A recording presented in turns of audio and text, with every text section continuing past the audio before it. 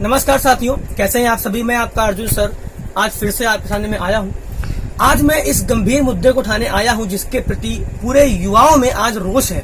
वो आज इस गंभीर मुद्दे के लिए सरकार से लड़ने के लिए तैयार हैं कि एक सरकार जो कहती है फिरती है कि हम युवाओं के लिए इतना कुछ कर रहे हैं, लेकिन ग्राउंड पर अगर देखा जाए निचले स्तर पर तो वो युवाओं के लिए कुछ भी नहीं कर रही है।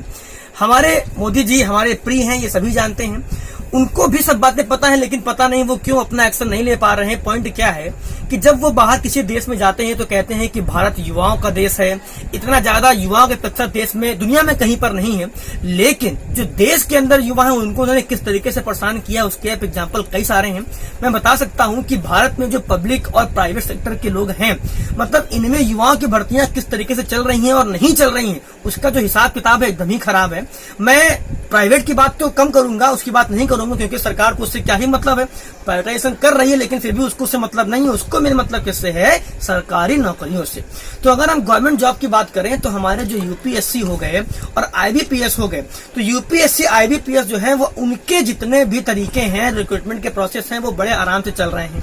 लेकिन जो हमारा एसएससी और रेलवे का डिपार्टमेंट है, जो भारत का ब्यूरोक्रेट जो होता है, मतलब जितने भी आईएएस पीसीएस अकेले काम कर लेंगे क्या, लेकिन उनके जो नीचे के लोग होते हैं उनको भर्ती करने में कितनी दिक्कतें कर रही है वो आप समझिएगा।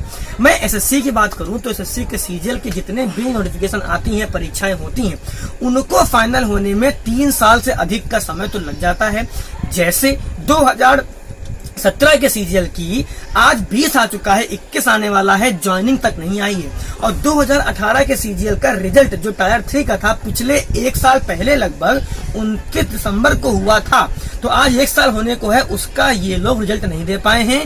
केवल ये बहाना बना रहे हैं कि कोविड-19 है और उसी कोविड-19 के चलते सारी परीक्षाएं भी हो रही हैं और कई सारी संस्थाएं अपने रिजल्ट को आउट भी कर रही हैं। आप खुद बताओ कि भाई जो परीक्षा देश में 40-50 लाख लोग युवा हर साल भरते हैं, उनकी भर्तियां करने में ये दिक्कत। अरे अपने चुनाव होते हैं तो 1 महीने के अंदर चुनाव हुआ, सब व्यवस्था हो गई, काउंटिंग हो गई, इलेक्शन भी हो गया, सब कुछ हो गया, और उसके बाद अगर एमएलए नहीं मिले तो खरीद फरोख्त भी हो जाती है। तो क्या इस तरीके से युवाओं का फ्यूचर नहीं है? भाई नेताओं का फ्यूचर जो होता है वो 1 महीने में सेट हो गया, लेकिन युवाओं को तो पूरा परिवार, उनकी पूरी जिंदगी जुड़ी होती है, उसके बारे में सरकार कोई कदम नहीं उठा रही है। एसएससी, चलो थोड़ा आगे बढ़ते हैं। रेलवे की बात सुनो। रेलवे के एनटीपीसी का फॉर्म, चूंकि मैं एक टीचर हूं तो मैं रेलवे एसएससी कई बच्चों को पढ़ाता रहता हूं और परीक्षा देता भी हूं, तो जानता हूं क्या ट्रेंड चल रहा है। तो रेलवे की परीक्षा का फॉर्म पिछले साल आया था, जहां पे 2.5 करोड़ आवेदन हुए थे।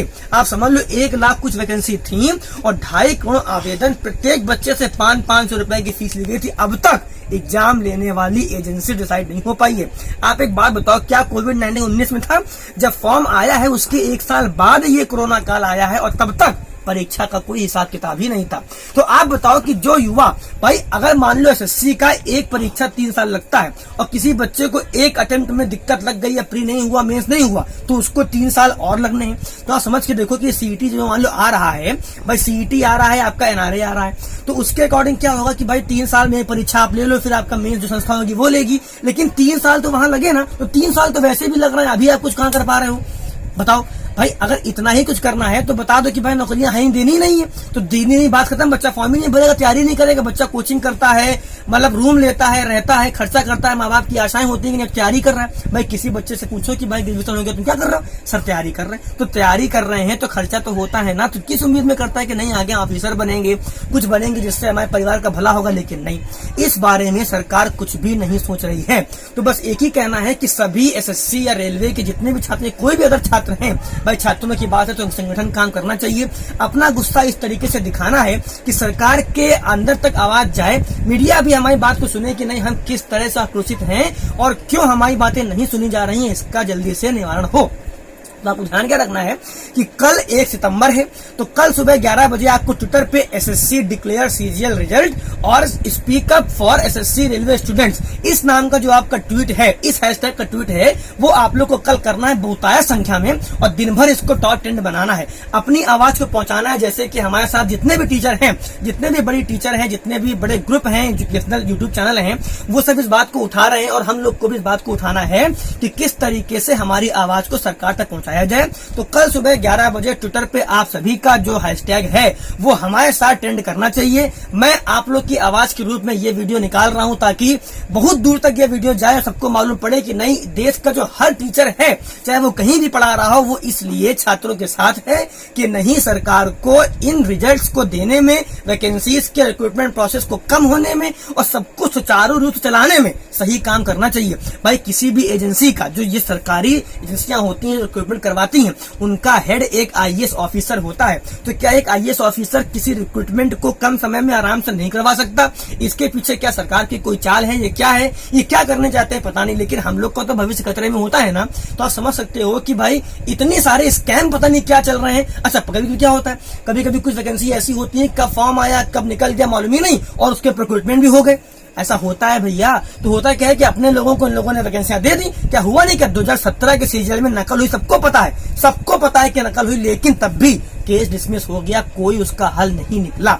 ऐसे ही पिछले साल वीडियो का डीवी तक का हो गया, लेकिन ज्वाइनिंग अब तक नहीं आ रही। भाई 1.5 साल ये डीवी कराने के बाद ज्वाइनिंग नहीं दे रहे हो तो क्या चाहते हो तुम? क्या भविष्य में बच्चा ये समझ ले कि सरकार को चाहते नहीं हमारे लिए? समझ रहे हो? तो आपसे मैं चाहूंगा कि कल ट्विटर पे 11 बजे सुबह से रात तक का ये हमारा एसएससी डिक्लेयर सीजीएल रिजल्ट और speaker for SSC railway student, ये आपका जो है ट्रेंड करना चाहिए। ठीक है, तो अपनी आवाज को उठाते रहना, कभी भी झुकना नहीं है। हम आगे बढ़ते रहेंगे और अपने हक की लड़ाई को लड़ते रहेंगे। सभी छात्र, सभी शिक्षक एकजुट होकर इसके खिलाफ आगे आएंगे। धन्यवाद।